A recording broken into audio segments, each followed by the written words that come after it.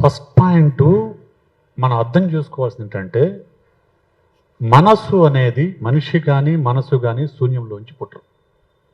Okay, చుట్టూ ఉన్న కుటుంబ వాతావరణము, సామాజిక వాతావరణము కలిసి మనిషిని, మనస్తత్వాన్ని, మనసుని తయారు చేస్తాయి.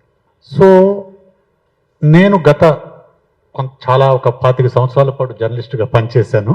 కాబట్టి సమాజాన్ని కొంచెం అధ్యయనం చేయడం అలవాటుగా మారింది.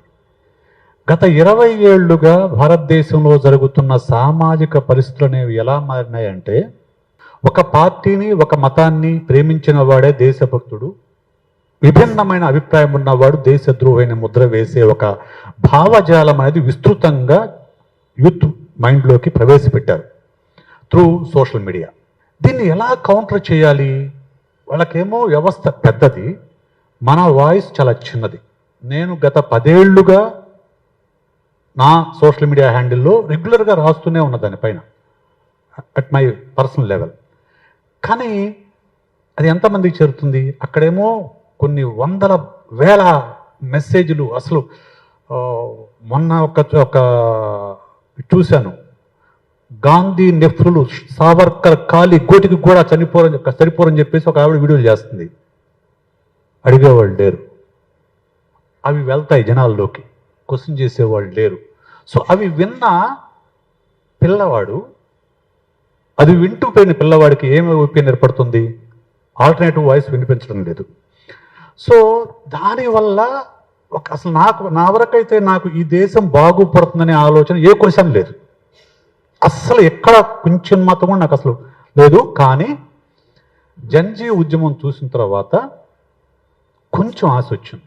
ఆ ఉద్యమము, నేను ఈ దేశానికి సర్వసహ చక్రవర్తిని అనుకున్న వ్యక్తి అర్ధరాత్రి సెల్ ఫోన్ పట్టుకొని ఫ్రెండ్స్ అన్నప్పుడు నాకు నిజంగా సరాష్ అనిపించింది. Yes, this is the moment అనిపించింది. ఎందుకంటే I'm non biological human being అని చెప్పుకున్న ఒక వ్యక్తి యూత్కి భయపడి అర్ధరాత్రి పూట సెల్ఫీ వీడియో చేయాల్సిన పరిస్థితి వచ్చింది. తర్వాత వరుసగా చేస్తున్నాడు. ఎందుకు యూత్కి ఎందుకు భయపడతారు?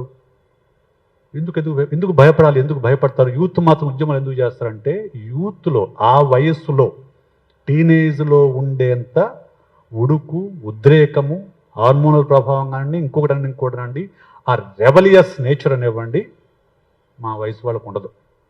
ఒకసారి పెళ్లి చేసుకొని సంవత్సరాల్లో పడిన తర్వాత ఈఎంఐ ఎట్లా కట్టాలి, రెంట్ ఎట్లా పే చేయాలి, పిల్లల ఫీజులు ఎట్లా కట్టాలి, ఇదే ఉంటుంది. కానీ మైండ్ లోపల దేశాన్ని మార్చాలి అనే ఆలోచన ఉన్నా కానీ ఉద్యమించేంత అవకాశం ఉండదు. యూత్కి ఆ రెస్పాన్సిబిలిటీస్ ఉండవు కాబట్టి they can fight against the anyone. So అయితే ఇది ఒకవైపు జన్జీ ఉద్యమం జరుగుతున్న వల్ల ఈ దేశంలో మార్పు వస్తుంది బలంగా నమ్ముతున్నా. రెండో వైపు చూద్దాం, coin, second side of the coin. ఢిల్లీలో జన్జీ ఉద్యమం బలంగా, జంతర్ మంతర్ ఉద్యమం బలంగా నడుస్తున్న రోజుల్లో నేను మా వాడితో వాట్సాప్ మెసేజ్ చేసుకుంటూ ఉన్నాము. నేను ఏదో అడిగితేను వాడు ఐఎమ్ నాట్ పొలిటికల్ అని మెసేజ్ పెట్టాడు. జన్జీ ఉద్యమం చేసి అడిగితే ఐఎమ్ నాట్ పొలిటికల్ అని మెసేజ్ పెట్టాడు. You can't be a political because politics is ruling every area of your mind, your life అని పెట్టా. దెన్ వాడు కాల్ చేశాడు, ఏంటి అసలు ఇది అన్నాడు. ఏంటని నువ్వు ఇంతవరకు తెలియదురా నీకంటే, లేదు నేను బిజీగా ఉన్నాను, నా పనులు నేను బిజీగా ఉన్నాను, నేను పట్టించుకోలేదు అన్నాడు. సరే ఒకసారి సోషల్ మీడియాలోకి వెళ్ళి లేకుంటే గూగుల్లోకి వెళ్ళి సెర్చ్ చేసుకొని చెప్పాను. So he browsed it and then, ఏంటన్నా ఇంత పెద్దగా నడుస్తుంది, ఇప్పుడు నేను ఏం చేయాలి చెప్పు అన్నాడు. నేనైతే ఒక ఫ్యామిలీ బిర్యానీ ప్యాకెట్ ఆర్డర్ పెట్టాను రా ప్లేస్కి, నువ్వు కూడా ఏదైనా స్పాన్సర్ చేయగలిగితే స్పాన్సర్ చేస్తే అని చెప్పాను. ఈ ఆర్డర్ సంథింగ్.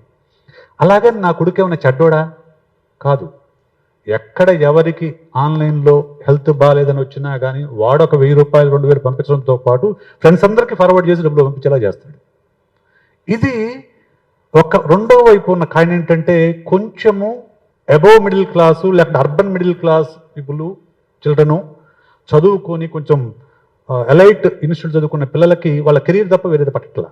రైట్, వాళ్ళని కూడా మార్చాలి అని అంటే ఖచ్చితంగా ఈ తరం వాళ్ళు, అంటే ఈ జన్జీ అయితే ఉందో మొన్న జంజీ చేసి ఇంకోటి నాకు బాగా నచ్చింది, ప్రతి ఒక్కళ్ళు కెమెరాలు పట్టుకొని స్కూల్స్కి వెళ్ళారు. That is what you need to do. A media బలంతో అయితే ఈ దేశాన్ని ఒక మతరాజ్యంగా మార్చాలని ప్రభుత్వాలు ప్రయత్నిస్తున్నాయో ఆ మీడియాను ఉపయోగించుకునే మీరు దానికి వ్యతిరేకంగా ఫైట్ చేయాల్సిన అవసరం ఉంది. ప్రతి ఒక్కరి చేతిలో మొబైల్ ఉంది. Go to A school and find out the issues and publish it on social media. ఒకళ్ళు చేస్తే ఫేస్బుక్లో బ్లాక్ చేస్తున్నాను నేను, నా పోస్టులు కూడా చాలా బ్లాక్ అయ్యాయి. బ్లాక్ చేస్తారు, కానీ 100 మంది చేస్తే, 1000 మంది చేస్తే, 1,00,000 మంది చేస్తే బ్లాక్ చేసేది కష్టం. ఇది నాకు కనిపిస్తున్న సినారియో.